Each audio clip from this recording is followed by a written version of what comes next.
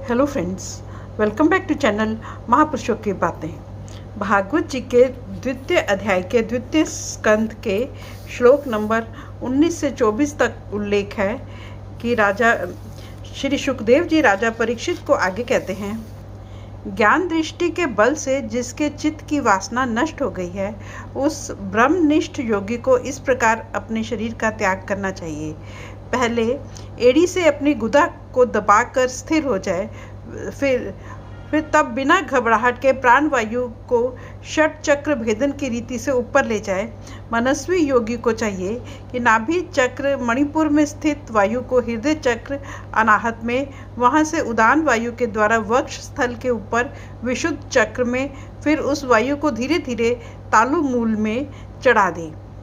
तदंतर 2 आंख, 2 कान, 2 नासा छिद्र और मुख, इन सातों छिद्रों को रोककर उस तालु मूल में स्थित वायु को भौहों के बीच आज्ञा चक्र में ले जाए।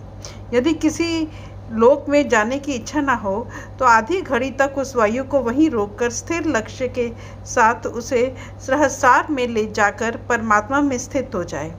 इसके बाद ब्रह्म रंध्र का भेदन करके शरीर इंद्रियादि को छोड़ दे। परीक्षित, यदि योगी की इच्छा हो कि मैं ब्रह्मलोक में जाऊं, 8 सिद्धियां प्राप्त करके आकाशचारी सिद्धों के साथ विहार करूं अथवा त्रिगुणमय ब्रह्मांड के किसी भी प्रदेश में विचरण करूं, तो उसे मन और इंद्रियों को साथ ही लेकर शरीर से निकलना चाहिए। योगियों का शरीर वायु की भांति सूक्ष्म होता है।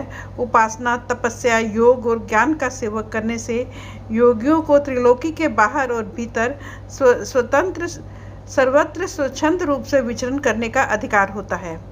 केवल कर्मों के द्वारा इस प्रकार बेरोक टोक विचरण नहीं हो सकता। परीक्षित, योगी ज्योतिर्मय मार्ग सुषमा के द्वारा जब ब्रह्मलोक के लिए प्रस्थान करता है, तब पहले वह आकाश मार्ग से अग्निलोक में जाता है। वहाँ उसके बचे खुचे मल भी जल जाते हैं।